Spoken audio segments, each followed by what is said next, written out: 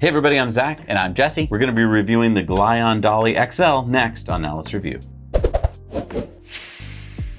So this is an electric scooter it's supposed to have a trick up its sleeve. We've already reviewed its sister, which is the Dolly. This is the DollyXL, and I want to see if this is giving you more bang for the buck because it's more expensive. Okay. So yeah, what makes this the Dolly are these two little wheels here, just kind of like luggage wheels. Mm-hmm. And this idea that right here, you can pull this out and you can drag it like a piece of luggage.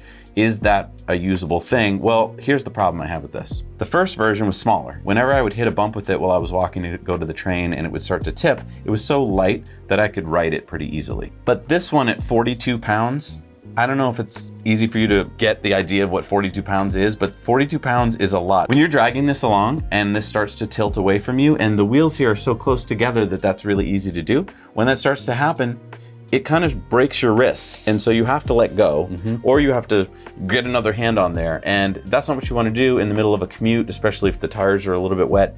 It's a great idea. I just don't think it really works. Let's just show you what it actually looks like and what we're talking about. Yeah, so the first step would be to lower this down, which we've already done. Then you would press on this with your foot. Okay.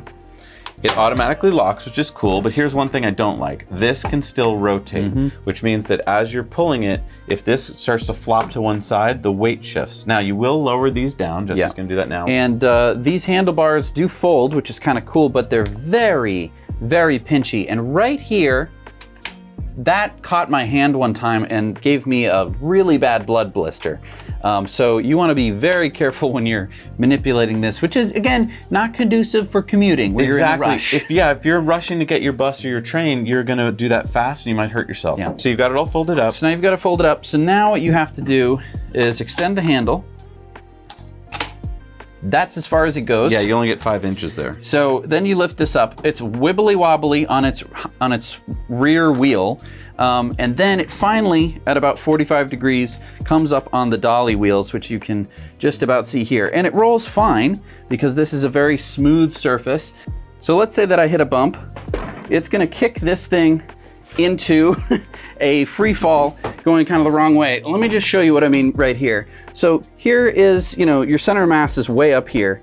And then once we tilt it, oh look, the center of mass is right around here, which is now falling outside of the realm of the dolly wheels. The dolly wheels are so narrow that the twist force on you is going to be tremendous. Also, this thing is so heavy.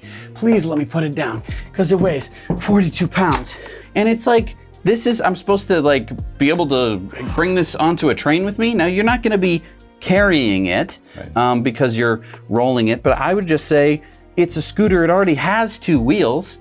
Well, and if you're going upstairs, you will have to pull it up the stairs, which means that's 42 pounds going up the And stairs. I'm sorry, it's gonna have trouble going upstairs. And then if you wanted to lift it, you have this thing which is trying to escape your grasp. So, I mean, the whole premise or gimmick of this scooter is literally this, and it just doesn't deliver, in my opinion. No, and by going bigger, it just kind of made it worse. But let's go through some of the specs and talk about what the pros and cons are. So with the Glion Dolly 2, you get 2 headlights. Their idea is that now you can have one pointing down at the road in front of you and one more for visibility. I think they achieved that pretty well. I think that that's a good idea, sure.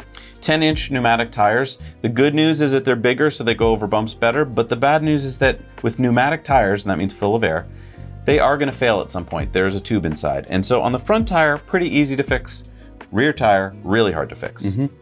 And the only saving grace about these is that the wheels themselves actually come apart in 2 halves, so you don't have to try and wrench the tire, the actual rubber part on the outside, over the rim, which is impossible to do on 10-inch pneumatic tires. And if you're thinking, well, tires don't pop that often, these do. Now, I'm not saying specifically Glion tires, but electric scooter tires pop all the time. If you notice, most e-scooters today are selling some kind of airless tire because they pop and they're just not that fun to replace. Some of the new features, also a wider deck. And while that sounds good, the problem is that they put what looks like the same rubber that they had on the first version here. So the last inch on each side is smooth and easy to fall off of. So I don't like that how they actually accomplished it. Also, the length of the deck is it's fine. It's pretty short. I'm feeling like I don't have enough room for my feet. It's not so tight. Like they're both on there. My right toes are hanging off. So now they added a cup holder, which is a cool feature. The problem, as you pointed out, Jesse, is it's very sharp. And so when your knee is right here, you're gonna tend to hit your leg on this. So I don't know, to me it's a negative, but maybe you like having a cup holder. And I just want to point out, I don't think scooters are a place for a cup holder. It's just, you keep it in your backpack. You don't put it on the scooter because this is just constantly, like, Right. You can put a water bottle. I mean, it is a water bottle holder. It's Right. You're not gonna be putting your Starbucks coffee right in between your legs. It adds more weight to the top of it. I'm not a fan of doing it. Another new feature is the new LEDs display. Again, something I don't think you necessarily needed. Yeah, it's not something to write home about either. I mean, their old thumb throttle was really bad, and in fact, our old one broke. So this new design maybe won't break, but it feels really chintzy. It's a kickoff scooter, so you need to get going forward before you can actually have the motor kick in. And that buys them range. And it's also a nice safety feature, so that way, if I'm grabbing the handle, the scooter doesn't go flying out of my hand. So it has a 400 watt rear motor, 850 watt peak. I don't buy it. I think it's 400 watt peak. That's what it feels like to me. It's very weak on hills. My least favorite part about it is how loud it is. I'm gonna get it kicked off going here. I'm gonna use the walk assist. Can you hear that? We're not doing anything to the audio. That's how loud it is. And now I'm gonna increase the throttle. Sounds like a crappy ghost. Scary. So at the top speed is where it gets the quietest, but It's a noisy scooter. really, really noisy. So it has drum brakes as opposed to disc brakes, but they're mechanical, and it seems to take a lot of hand power to get it to stop. So I'm not really fond of the brakes. So I'm gonna give myself plenty of room. So I'm not super confident that I'm gonna make this. So now I'm going 20 and a half. Seems to be sticking at 20 and a half. All right, gonna be as careful as we can here. Not gonna go excessive. Really good slowdown though. And that's probably the drum brakes. I didn't skid, I didn't lock the wheels up at all. I came to a nice stop. I had to stick my butt out to keep from kind of leaning forward too much. And I mean, definitely took me a while to slow down, but I was going beyond the top speed of this thing. So let's talk about the battery. It's a 12.8 amp hour battery, and that doesn't matter to you unless it gets you more range. The problem is, as this got heavier, I don't think the range really improved that much. Here's what they claim. Up to 28 miles in eco mode. And let's be honest, most of us who are using this as a commuter aren't gonna put it in eco mode. It also claims that it can go up to 20% inclines. How did you find that on your incline test? We can check that out here. All right, we're going uphill. Hill test, we're going 10 miles an hour, I'm in high. 10.8. 10.6. 10.3, you can hear it struggling. That is deafening. Oh, there's the resonant frequency. That sounds horrible.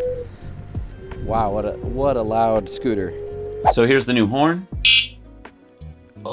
It's good, it's loud. I mean, I guess for a commuter, it's loud. So that's a new feature. And it now has cruise control, which is a feature I don't particularly like on scooters. I often forget, and then all of a sudden I'm like, why isn't it stopping when I let go? To me, I don't like it. If you like it, that's great. And the last one had cruise control too. And then lastly, it can go at top speed of 17.5 miles an hour. That's very typical for this type of scooter, nothing fancy, and probably all you'll need on a commute. I think for $699, which is the price right now of their scooter, I think it's just too expensive. I think maybe, a few years ago, this might have seemed like more of a deal, but not today. No, back in 2017, I bought my Show Me scooter for less money than this. It had a 250 watt motor, so maybe it wasn't quite as powerful, at least on paper, although it feels just about as powerful as this. It had maybe a little bit less range, but it was lighter, it looked way better, and it had almost all the same features. Yeah, the weight really kills it for me. I do want to say kudos to them for putting reflectors here and here. It makes you very visible. There's nice light here. There's just so many scooter options today, and I just don't think that this gets you the options that you need. There's just better commuter options. There's just better lightweight options. So to me, I would stay clear of this one. And just lastly, if you do step off of this thing weird and the wheels, they can come straight for your ankles. Oh, really? Yeah, I don't think that the main conceit of this scooter really delivers And so then why get it? Yeah, I would have thought if you were going to improve it in the XL, you know, the next version, that you would have made some kind of wider wheels back here, because that was a weak point. I can see why they didn't do that either, because the wider you make this, if you turn too much. Well, maybe they would have popped out as you put it into that mode. I don't know. Yeah, It seems like there's better solutions to this problem that I don't think exists. Which is just to get lighter. As you get lighter, it makes it so much easier to get it on and off of buses and trains. And this thing would be really hard to get on and off. And there are so much lighter scooters. Scooters that weigh about half this. The other funny thing is you can buy an accessory for this. It's a $50 bag you're seeing here that puts it into like a bag so that when you're pulling it, that would be like if you were planning a trip and you're going to the airport with it, which you're not going to do. You can't take this on an airplane. It's like you can't take any e-scooter on an airplane. No, because the battery. So they're kind of missing the point of how you're going to use it. It has to quickly change from one thing to another. This does not. I'm not a big fan. I think there's better options, and I think you'd be better off actually if you love this, you know, wheel thing in the back, the dolly idea. I would go with the original dolly. I would go with getting a scooter that you like and making a solution. I feel like that would be better than this. Sorry, but we're telling you what we feel. That's what we do here. Hey, look, put in your comments down below what you think, things that you'd like us to review, because that's how we figure out what the next things we should do are. Thank you so much, and don't forget, hit the subscribe and like button. That's how we grow this channel. That's how we bring you more cool things to check out. See you guys next time on Now Let's Review.